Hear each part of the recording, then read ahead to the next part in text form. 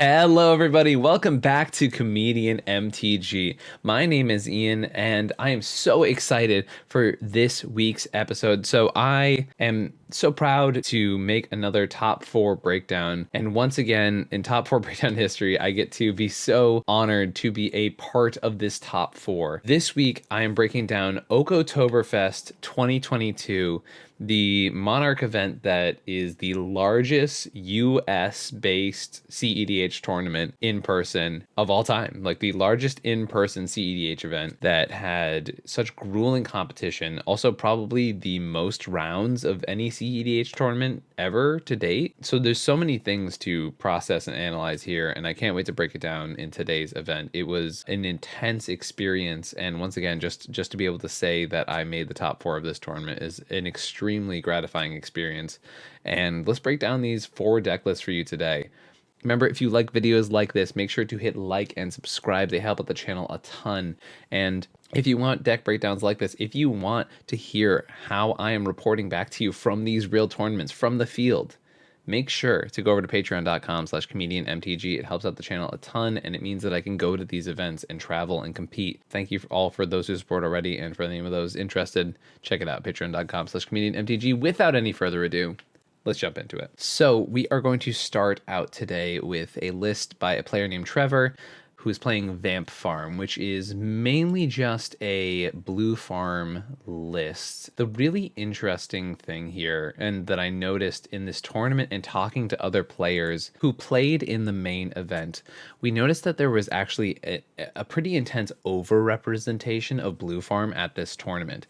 Now, there are a lot of reasons why people can interpret why this is happening, and I'm going to throw out my theories right now. The main theory I have is that chaos tournaments are actually affecting the perception of what the metagame looks like right now for current cEDH. So a blue farm list, and I believe by the same pilot, has topped both of those events in a row, the last two chaos tournaments. And because of the way those tournaments work, they do not have turns, right? So as soon as that 75-minute round timer ends, that player whose turn it is finishes their turn, and then that's it. The game ends. If it's a draw, it's a draw. So there's a lot of people missing out on wins. So for example, like I've gone to multiple of these events and have had like not bad records. I've been like 1 win, 1 loss, 2 draws. And that's happened to me a couple times at these tournaments where I've been 1 turn away from winning and like putting up a top cut. But just because of how short a 75-minute timer without any extra turns is, it means that you really have to play a lot faster decks to be able to succeed consistently at these events. And because of that,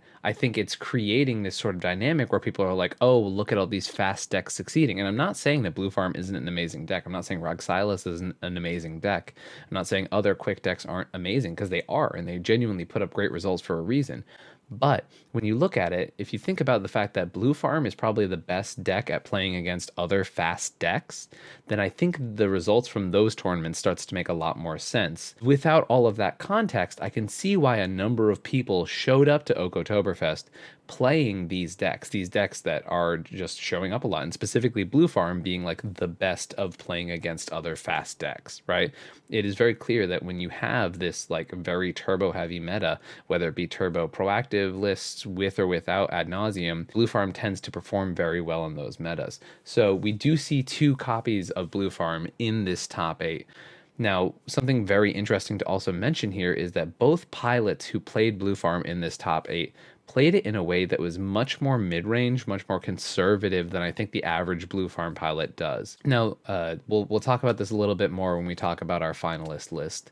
But anyways, let's talk about Trevor's list. So Trevor was someone I played in the top 4, but also played in a feature match earlier that day. And they ended up actually brain freezing me out because of a 20 card counterspell. Right? There was like 20 storm, and they milled me for 60, even though I was in the best position to win that game. So very cool loss to them in the Swiss, and then played against them once again in the finals of this tournament. It's a pretty standard Blue Farm list. I'm really liking that a lot of Blue Farm lists nowadays are starting to play Drannith Magistrate. I noticed like when there was a lot of people like sort of repeating the same stuff over and over again, people were kind of really down on Drannith, saying like, oh, you know, it's not what our deck is trying to do. It's so counterintuitive. But I think Blue Farm, once again, is a mid-range deck with a more aggressive, proactive slant. So if you look at it under that light, then a card like Drannith makes a lot more sense. The rest of this stuff is like just 4 colors worth of absolute bangers, right? So we have like Esper Sentinel, Ragavan, Sarah Ascendant, all like super powerful cards. Sarah Ascendant able to like really change the clock of this deck, right? People have been on and off with Sarah Ascendant in Blue Farm specifically, but when you look at it as like this is a mid-range deck that also wants to like apply pressure to people's life totals, give this deck a different avenue of pursuing wins, right? Like if you're in a stacks matchup and you're playing Blue Farm, and you get an early Sarah Ascendant, that completely changes the dynamic of that table, right? People are going to be under pressure from your deck, and they'll want to slow the game down, but you're presenting a 6 damage clock every turn, not to mention the fact that you have this 4/4 flyer in the air. Very cool stuff there. Ledger Shredder, obviously an amazing card for this archetype, and I like just the amount of like actual like bears, powerful bears that are in this deck. Obviously, Blue Farm is a deck that tries to win with Thassa's Oracle and Demonic Consultation or Underworld Breach lines after resolving Peer into the Abyss, or something like an Ad Nauseam. Also can just manually win with Underworld Breach strategies. I love seeing 29 lands in Blue Farm. I know people have gotten pretty greedy with this stuff as of late, but you know, I'm always more towards the I'd like to make my land drops and go from there kind of strategy, so I really appreciate seeing something like that in this archetype here. Angel's Grace showed up in our finals pod and unfortunately did not save us from the wrath of one Brian Koval, but it was really cool to see that in this deck. And as I mentioned, Angel's Grace was another piece that was used a lot more when Blue Farm was more of a mid-range piece, right? I wasn't very impressed by it when I saw it played during this game. Obviously, there was a lot of nuance to that decision and things like that, but it's a card that I've been telling people is like not necessarily outdated as some may take it. I prefer it usually in ad nos lists that aren't playing blue specifically, because it's sort of like if you're playing something like a Timna Jeska deck, I think I'm much more inclined to play something like Angel's Grace because it opens up more win cons, stops you from losing to like really crazy last minute stuff, things of that nature. But yeah, we're trying to win with Demonic Consultation. We're trying to win with, as I mentioned, Underworld Breach, which is just like one of the most classic win conditions in our format at this point, and doing a lot of cool stuff there. I also notice Mana Drain in Blue Farm, which is pretty cool. It's also funny seeing like Mana Drain next to a card like Snap. Right, like Snap is like the most like, I don't know, removal spell, but also a Dockside Doubler kind of thing that doesn't really like hard remove anything. And then there's Mana Drain, which is just like, I am not going to lose to a Glinthorn Buccaneer, thank you very much.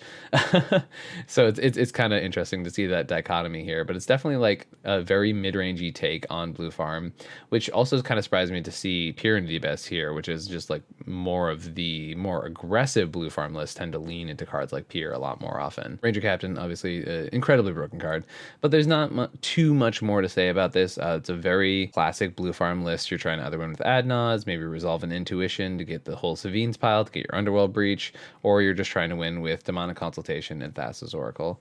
It's a very strong 4-color archetype, and there's not really much more to say about it. As I mentioned, I think it is an overrepresented archetype in this tournament specifically, and I'm interested to see a bunch of stuff that happens in the next big tournament to see if like this streak continues, if people are still like really trying to jam this deck. And I'm interested to see if people start like piloting it more towards its strengths, which I think Trevor definitely did. And honestly, just I'm gonna say this for everyone I talk about in this top 4, but an honor to play with. Fantastic game. If you get a chance to watch our finals match, I will probably clip that at some point and post it on the channel, and like obviously give shout outs to people and things like that. But one of the most amazing games of cEDH I've ever played, and I can't speak highly enough about everyone I played with during that tournament, and especially during that top 4 match. Next we have Charbear on TNT. The naming convention that Monarch did for some of these lists is a little generic. My deck was listed as literally just deck.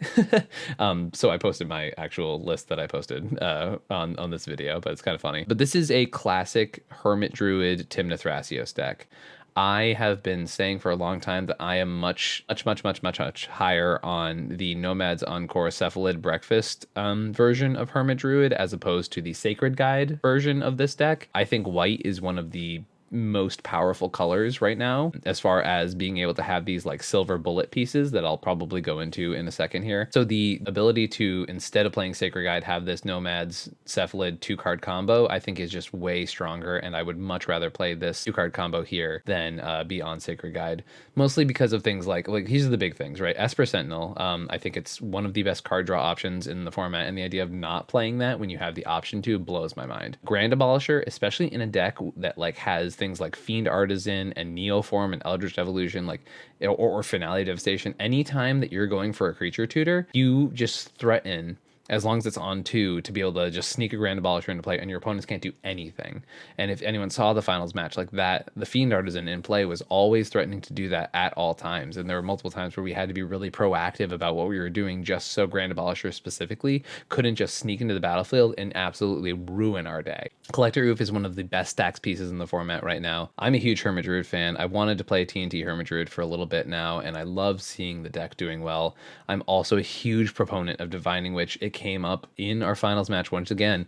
That card was extremely relevant and influenced a lot of the play patterns in that finals match. This deck is very sneaky, I also noticed. Like, it was able to just be like, okay, they're not doing anything, and boom, they're threatening to win the game again. Boom, they're threatening to win the game again. Just turn after turn after turn. And I think, like, with any less skilled pilots in that pod, I think that this deck would have easily just snuck the game away so many times. Another card that obviously is like one of the hugest attractions to playing white is Ranger Captain of Eos. I genuinely think this is one of the best cards in the format right now, maybe top 3, and it's so influential when it actually hits the battlefield. I was able to win in like a nearly unwinnable game during this tournament because there were 3 Rhystic Studies in the battlefield that each of my opponent had a Rhystic Study in play on like their turn 2, and I played a Ranger Captain, gave all of them a card, but the next turn it got around to me, I sacrificed it and was able to combo off, and it didn't matter how many Rhystic Studies were in play because I popped my Ranger Captain and I was good. So Ranger Captain's insane. Same thing with Grand Abolisher, right? We were talking about that a second ago, but Ranger Captain also has the ability to stop your opponents if you need to. It's not like Grand Abolisher does protect you very, very well, but Ranger Captain is insane at being this offensive defensive tool that also provides you with card advantage, grabs you your Esper Sentinel,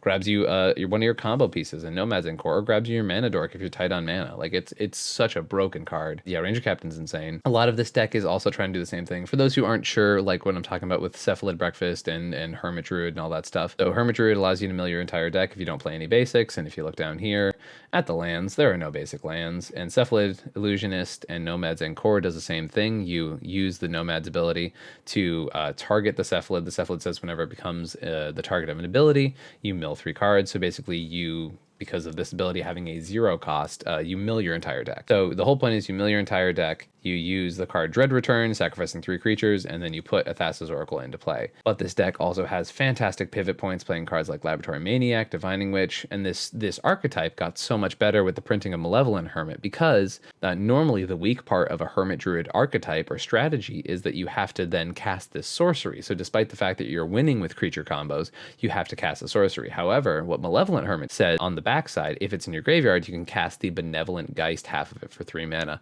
and non-creature spells you control can't be countered. So now it's a completely creature-filled combo, right? You mill your whole deck, you play the Benevolent Geist, which is a creature, out of your graveyard, and then suddenly you are not relying upon this sorcery anymore. You're not losing to cards like Flusterstorm and things like that because you have Malevolent Hermit. So your opponents are forced to have a creature counter or lose the game. And the best part about Malevolent Hermit is, like, even if they do have the one creature counter, right? So say they have a Force of Will in hand or something like that, then if they don't have another counter on top of that, they still lose because they have to counter the Benevolent Geist so that you don't just lose to the Dread Return.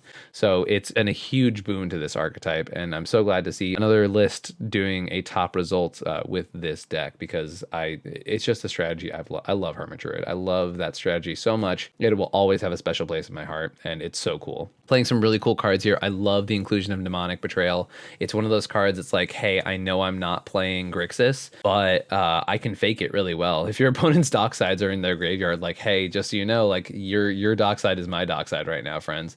It's a card that really allows you to just pull wins out of nowhere, which is pretty freaking cool. Playing just like some sweet interaction, like the fact that you can play all of these, like, so many win cons in this deck, right? Like, it's all this layering of like powerful cards and tutors for your win conditions, and then you get to also play all of this counter magic.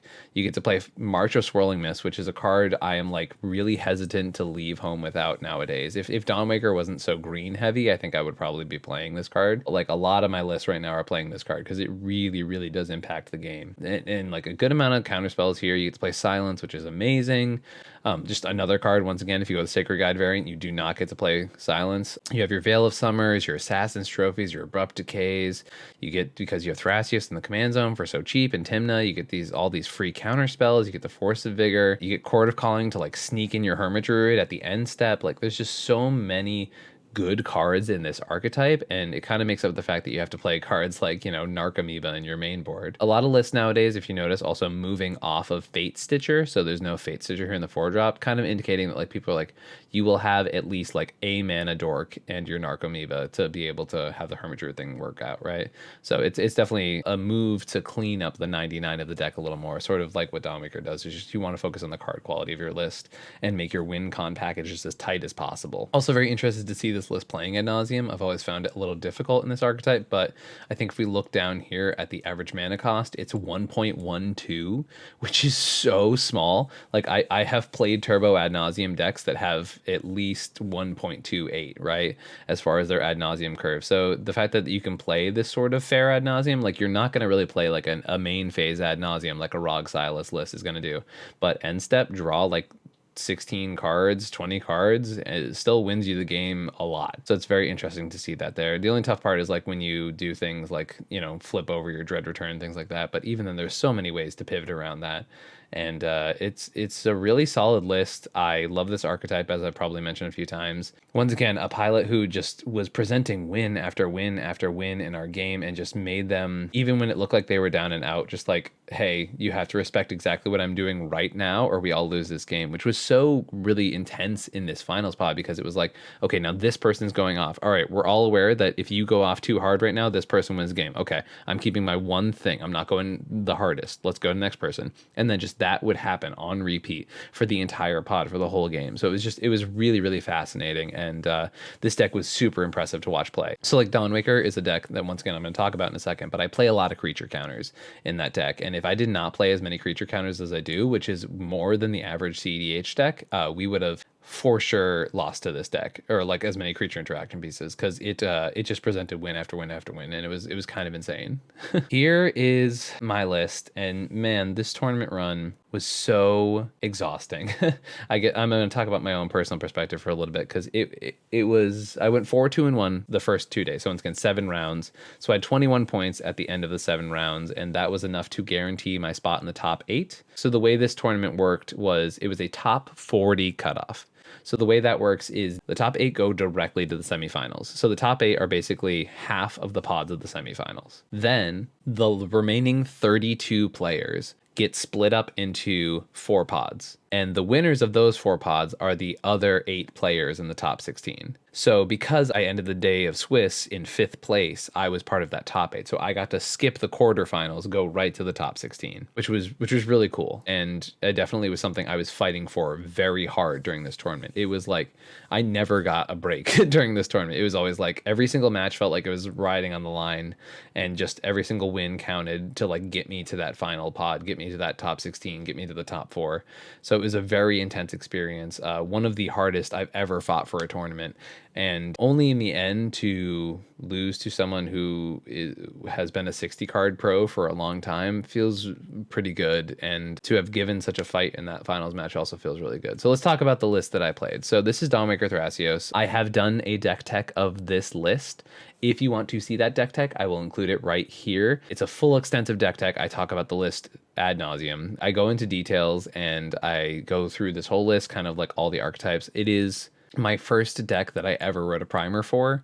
It is a deck that I love and adore, and I literally went into this tournament thinking I really want to make top 4 at the very least with this deck, because I want to show that this is, in my opinion, one of the best decks in the format, and I wanted to make a deep run with it, and the deck did not let me down.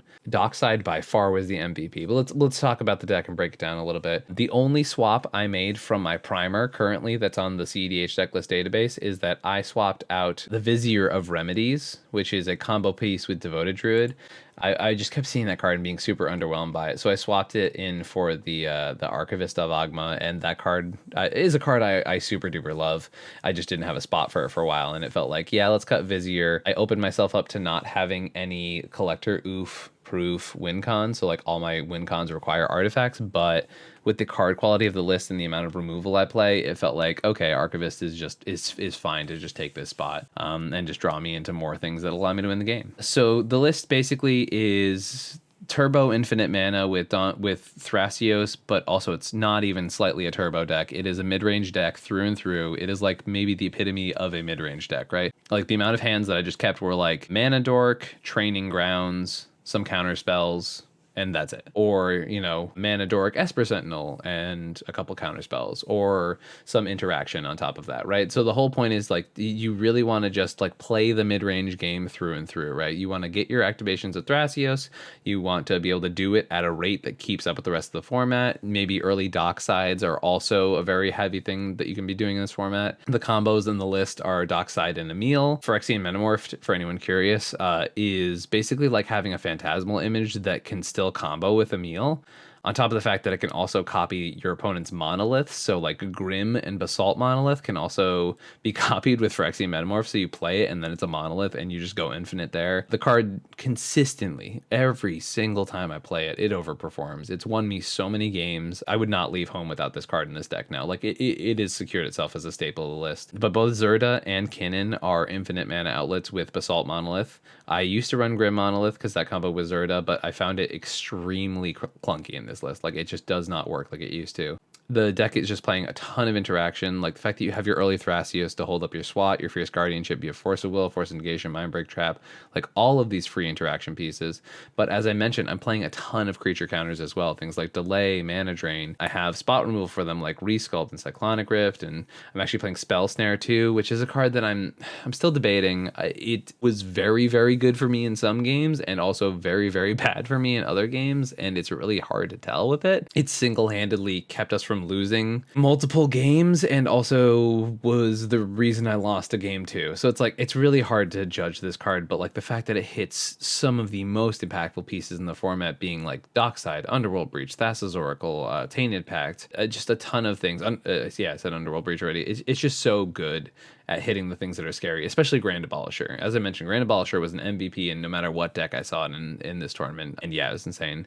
So I'm also on Red Elemental Blast, and it came in clutch once during the tournament, but if I'm being honest, I've been very critical of cards like Red and Pyroblast, and there were multiple times during this tournament where it really let me down and just really helped to confirm my predisposition to not want to play these cards anymore because of how diverse the metagame can be sometimes. So this card is really looking like it's on the chopping block, and I'm really trying to figure out what I'm replacing it with in this current metagame. There's a lot of arguments for a lot of cards in this spot, but I'm definitely thinking about cutting this one. Those who haven't seen this deck before, a lot of this deck is trying to turbo out Seaborn Muse. There's also combos with Devoted Druid and Swift Reconfiguration, which is sort of like, if you have an infinite mana outlet in the command zone, it's sort of like your own version of Thassa's Oracle without black, because you have this instant speed win con where you have Devoted Druid in the battlefield, and then you can hold up one white, and whenever you think the coast is clear, as long as you have Thrasios on the battlefield to be your filter, you can just be like, all right, I'm gonna tap one white, flash in this Swift Reconfiguration, and make infinite green mana, and then with Thrasios, I'm gonna draw my whole deck. It's also ways to win with that because we are playing Crop Rotation. Usually that goes and grabs Gaia's Cradle, but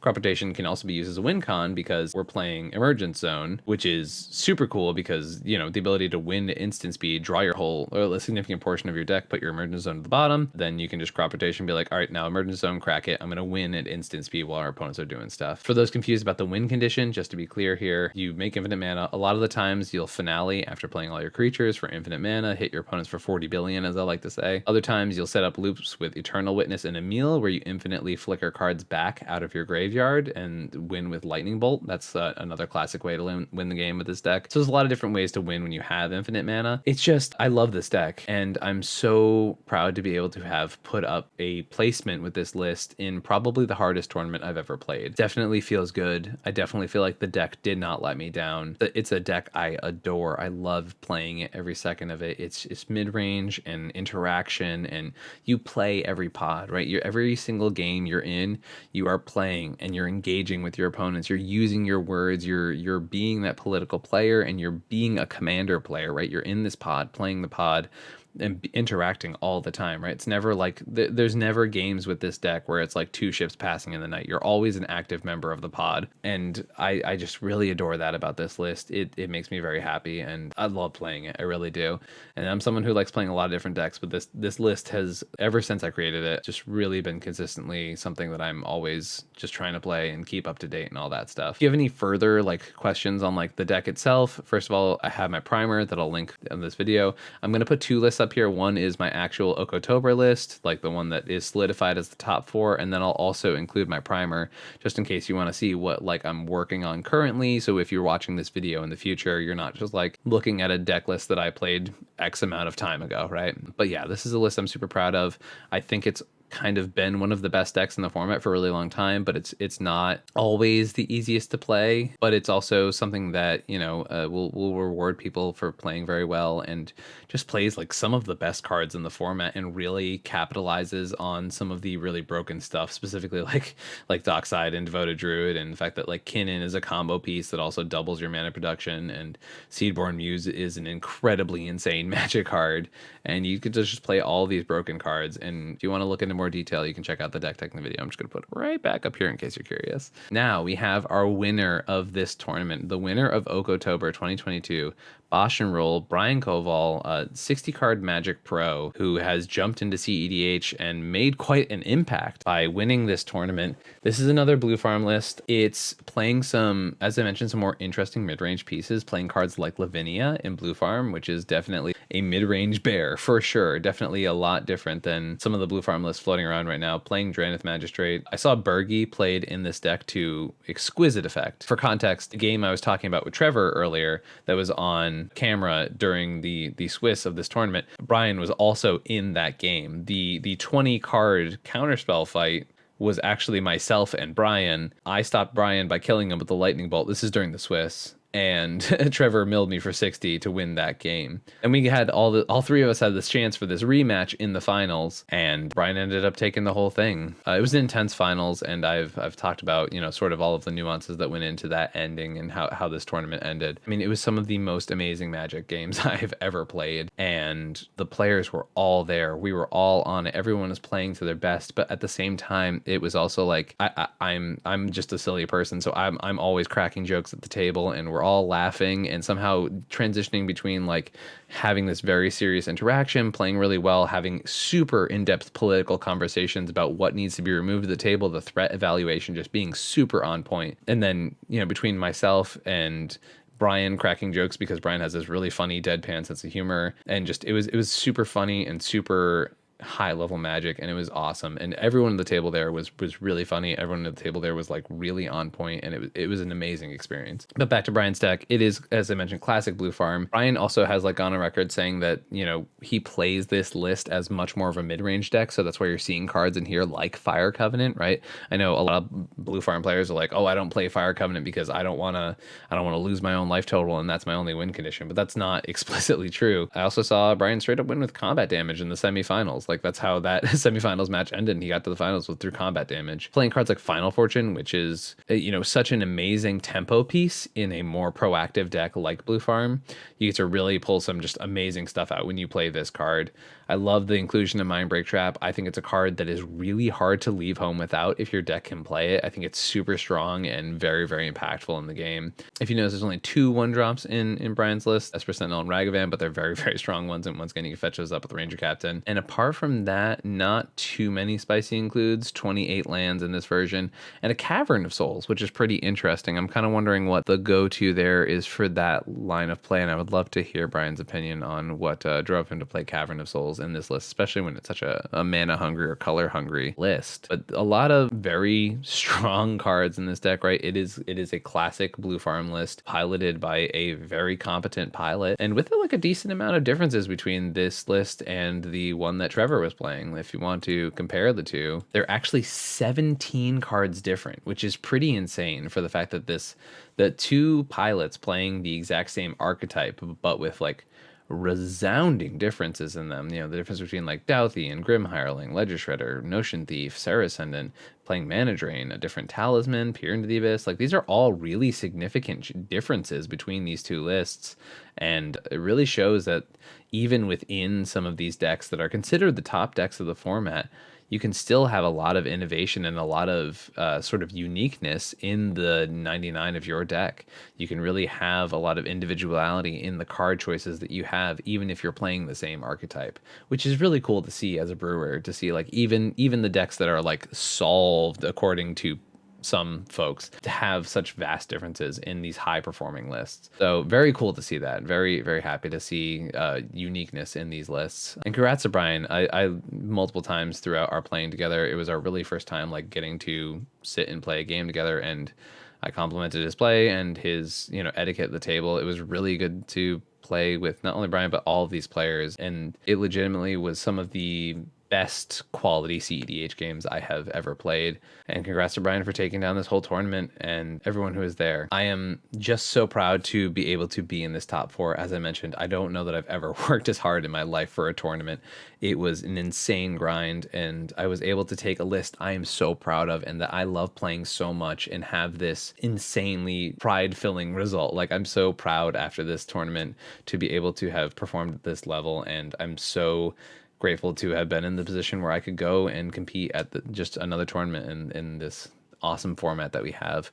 The metagame was so diverse. As I mentioned, I think Blue Farm was a little overrepresented in this tournament, but if you talk about other things that showed up, like for example, Tyler from Play to Win actually won his quarterfinal match and was actually going to be headed to the semifinals, but had to leave because of how late the tournament ran. Tyler was playing Kinnan, which is awesome to see that deck playing again. And then Florian made a super deep dive, got to the semifinals of this tournament and didn't make it to the top. And there's also one of the blue-white background commanders that made a deep run. Brawlin and Shabraz made the top 16. So there was a lot of diversity in this top 16 especially, and it's really cool to see these lists be shown. I'm going to leave a link because Monarch Events has all top 16 deck lists. So if you want to see those, check the show notes below. Once again, thank you all for watching these videos. I love making them. I hope you really enjoy watching them. I'm so proud to have been a part of this top 4, because that's not always the case in these top 4 breakdowns, but to have once again competed and been able to put up a result I'm so proud of. It is such an awesome opportunity. Thank you all for liking and subscribing and for helping to make this reality that I'm currently living in. And once again, thank you to everyone who supports the channel over at patreon.com. Y'all are the reason that I can continue to compete and go to these tournaments and provide you all with insight and content that you can all enjoy. I know I've been quite busy lately, but it's because I went to Summit and Oko back to back. And, you know, to get all these live tournament results, sometimes I got to be in the room when it happens. So thank you all so much for your support. I can't thank you enough. I'm so grateful for this community, and I have such a sense of fulfillment after this tournament and after being supported by many people in this community who helped me continue to succeed. I can't thank you all enough. So thank you so much for watching, and I'll catch you guys next week. Peace. I can feel the blood creeping up from the heathens. Got will, got fight, got pride, got reason. If they wanna go eat, then you know I'm gon' feed them. If you're coming for me, hope you're ready for a demon. I got eyes in the back of my head, I'm seeing. Take me for granted and you know I'm leaving. I'ma take what's mine with the webs I'm weaving. I could take this crowd from seeing to believing. Got a taste for blood and my tongue keeps